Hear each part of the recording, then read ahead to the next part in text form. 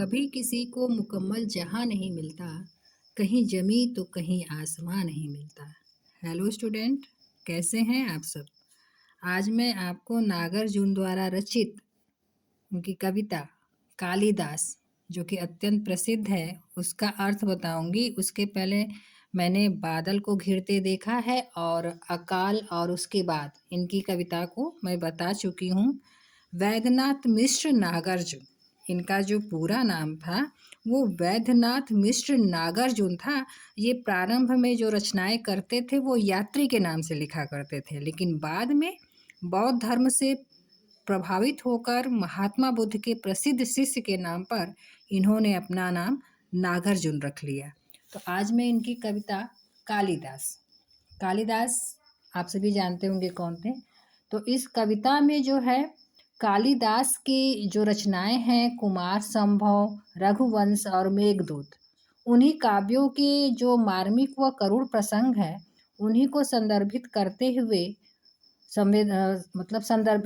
हुए कवि जो है रचनाकार अपनी संवेदन क्षमता और सहानुभूति के माध्यम से स्वयं दूसरों के सुख दुख का भोक्ता बन जाता है।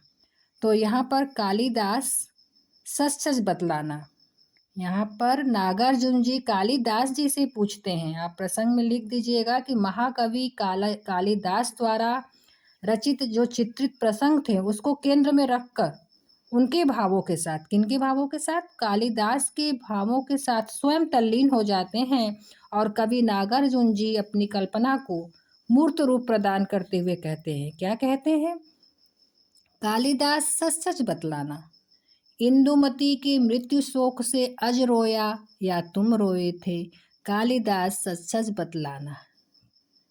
नागार्जुन जी क्या कहते हैं? इंदुमती, अज, जानते हैं आप कौन थे? तो मैं ये बताती चलूँ आपको कि इंदुमती जो थी वो सूर्यवंश के राजा अज की पत्नी थी। अब आपको लगेगा अज कौन? तो अज के पुत्र का नाम था दशरथ।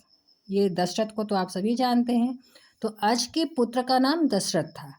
तो अब अर्थ बता देती हूँ आपको। कालिदास सच सच बतलाना, इंदुमती के मृत्यु शोक से अज रोया या तुम रोए थे।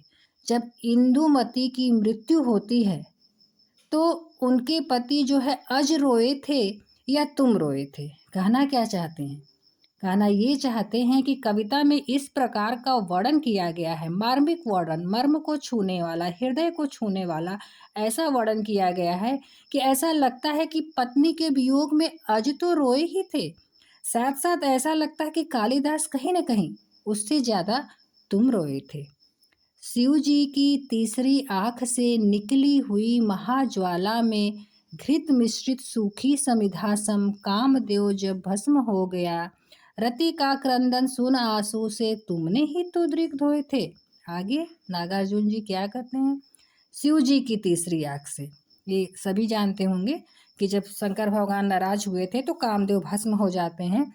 तो शिव जी की जब तीसरी आँख से महाज्वाला निकली थी तो कामदेव कैसे भस्म हो गए थे? जैसे कि समिधा, हवन की जो सामग्री होती है, घृत मिश्रित, घी से मिली हुई जो हवन की सामग्री होती है, जो वो जल जाती है, उसी प्रकार कामदेव भस्म हो गए थे। तो रति का क्रंदन, रति की चीख, रति का रोना सुनकर तुमने ही तो दृग धोए थे, तुमने अपने आंसुओं को धो दिए थे। अर्थात ऐसा लगता था कि रति से ज़्यादा उसके दुख को तुमने महसूस किया था। तो कालिदास तुम सच सच बतलाना कि रति रोई थी या उससे ज्यादा तुम रोए थे। कालिदास सच सच बतलाना, रति रोई या तुम रोए थे, मतलब रति की जो व्यथा थी, जो दुख थी, उसको तुमने महसूस करके रोया था। तो तुम सच बतलाना, सत्य बतलाना कि रति रोई थी या तुम रोए थे। वर्षा ऋतु को स्निग्ध भूमिका, प्रथम दिवस आषाढ़ मास का, देख गगन में श्याम घन घटा, विधुर यक्ष का मन जब उठा। आगे पर यहाँ ध्यान दीजिएगा। अब पहले था अज का, फिर उसके बाद रति का, अब यहाँ पर यक्ष का। वर्षा ऋतु की स्निग्ध मतलब कोमल होता है, तो वर्षा ऋतु की जो भूमिका था, प्रथम दिन आषाढ़ मास का, शब्दों पर ध्यान दीजिएगा, आषाढ़ मास का जो है, आषाढ़ मास का प्रथम दिन था, वर्षा ऋतु हो रही थी। तो देख गगन में श्याम घनघटा, गगन में, आकाश में, आकाश में काली काली घटाओं, श्याम काली काली घटाओं को देखकर विधुर यक्ष का मन जब उछटा। अपनी पत्नी के वियोग में यक्ष का जब मन उचट जाता है तो वो क्या करते हैं, खड़े खड़े तब हाथ जोड़कर, चित्रकूट का जो सुंदर पर्वत चोटी रहता है उस पर हाथ जोड़कर उस बेचारे ने पुष्करवत मेघों, मतलब बादलों से घिरे हुए मेघों को साथी बनकर उड़ने वाले कहते हैं। इसको एक बार अर्थ आप फिर से देखिएगा कि अर्थ क्या है। अर्थ क्या है कि आषाढ़ महीने का पहला दिन था, वर्षा ऋतु का जो है आगमन हो चुका था। तो बादलों की काली काली घटाओं को देखकर जब विधुर यक्ष का मन उछटा था, व्याकुल हो गया था, तो उसने बादलों से हाथ जोड़कर उनसे क्षमा याचना करके चित्रकूट के सुंदर पर्वत चोटियों पर बादलों को जो है संदेशवाहक बनाकर भेजा था, जिनके ही द्वारा उन पुष्करवत मेघों का साथी बनकर उड़ने वाले, पुष्करवत होता है कि फूलों से घिरे हुए बादलों को वहाँ पर साथी बनकर उड़ने वाले जो थे उनको भेजा था।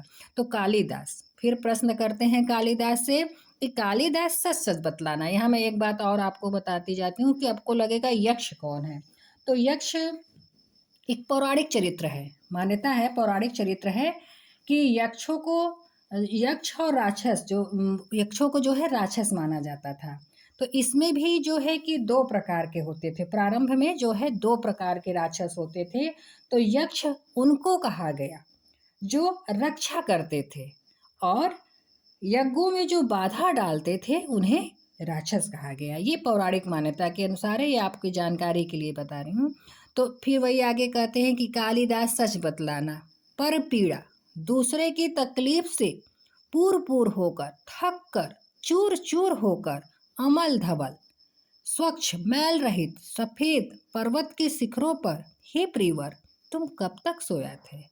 ऐसा बताओ कि यक्ष रोया था कि तुम रोए थे। कालिदास सच सच बतलाना कहना चाहते हैं कि इतना मार्मिक वर्णन वो करते हैं, इतना मार्मिक वर्णन करते हैं कि ऐसा लगता है कि कालिदास के ही नेत्रों से बराबर आंसू बहते रहते हैं। आपको इसमें ये मैं बताना चाहती हूँ अंत में कि नागार्जुन जी पर दो प्रश्न जो है विस्तृत में मुख्य बनते हैं। एक बनता है नागार्जुन जी की काव्य संवेदना, और एक बनता है कि नागार्जुन जी प्रगतिशील कवि हैं, सिद्ध कीजिए। धन्यवाद।